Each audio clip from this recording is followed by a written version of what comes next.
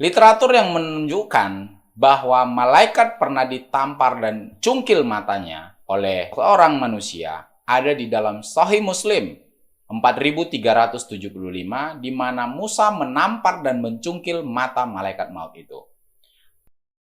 Kafir Kristen pemuja Yesus bernama Elias Zulkifli ini mengutip hadis-hadis Nabi Shallallahu Alaihi Wasallam yang menyatakan Nabi Musa alaihi salam pernah memukul malaikat maut dan mencongkel matanya. Masalah ini sudah dijelaskan oleh para ulama, dan saya hanya akan mengutipnya saja, biarpun video orang kafir ini dibuat bukan untuk mencari jawaban. Allah Subhanahu wa Ta'ala tidaklah mengutus malaikat maut untuk menemui Musa agar dia mencabut nyawa Musa ketika itu. Namun Allah Subhanahu wa Ta'ala mengutus malaikat maut kepada Musa untuk menguji. Sementara Musa memukul malaikat maut, karena beliau melihat ada manusia yang masuk ke rumahnya tanpa izin, dan Musa tidak tahu bahwa itu malaikat maut. Dan syariat membolehkan orang untuk merusak mata orang lain yang mengintip rumahnya atau melihat isi rumahnya tanpa izin.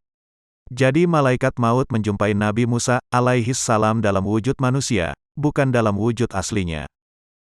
Ulama yang lain mengatakan, Musa menamparkan malaikat maut, karena beliau datang untuk mencabut nyawa Musa tanpa memberikan pilihan kepada Musa. Sebab disebutkan dalam riwayat yang sahih, para nabi tidak akan dicabut nyawanya, sampai dia diberi kesempatan memilih untuk mati atau tetap hidup. Karena itu, ketika Musa diminta untuk memilih pada kesempatan yang kedua, beliau mau menerimanya. Nah, malaikat maut itu adalah malaikat yang menguasai alam maut. Nah, seperti apa alam maut?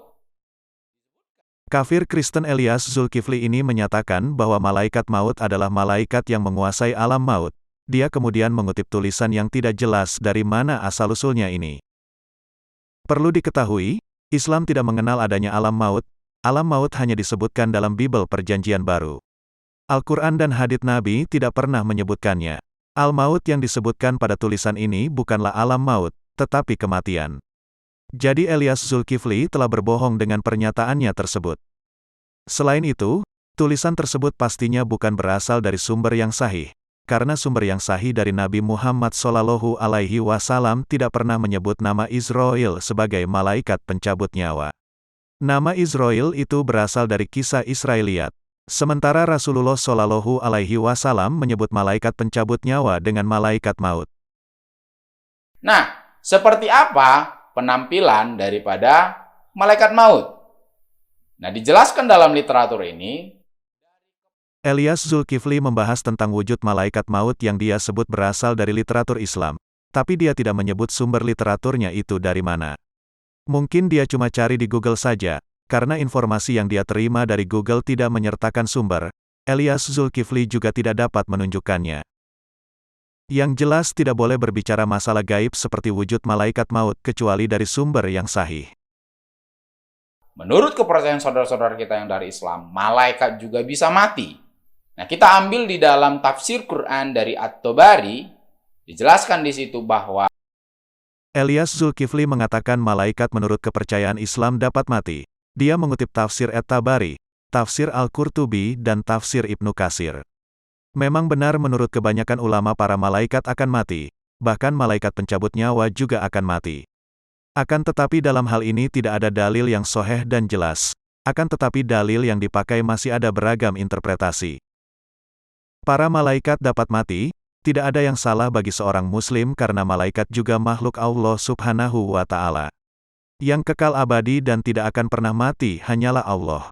Masalahnya, kepercayaan muslim tentang malaikat ini bertentangan dengan keyakinan kafir Kristen pemuja Yesus. Malaikat dalam keyakinan kafir Kristen adalah roh. Oleh karena malaikat itu roh, tidak memiliki tubuh seperti manusia, dia tidak mungkin dapat dipukul dan dicungkil matanya, pingsan, apalagi sampai mati. Jadi tidak masuk akal menurut kafir Kristen ada malaikat dipukul dan dicungkil matanya, pingsan, dan mati. Berbeda dengan malaikat yang tidak dapat mati, dalam keyakinan kafir Kristen, Tuhan itu dapat sedih dan gentar. Tuhan juga dapat dikoyak pakaiannya, diolok-olok, diludahi mukanya, ditinju, dipukul, dibelenggu, disalib dan mati. Sudah tahu begitu, kafir Kristen masih saja menyembahnya. Tidak cukup sampai di situ, Kematian Yesus juga menjadi kebanggaan kafir Kristen dengan mengatakan tidak ada Tuhan yang disembah yang mampu membuktikan dirinya bisa mengalahkan kematian selain Tuhan yang disembah Kristen. Jadi saudara kalian sendiri yang bilang Tuhan Kristen itu mati. Oleh karenanya jangan pernah sok imut dengan mengatakan yang mati itu Yesus sebagai manusia.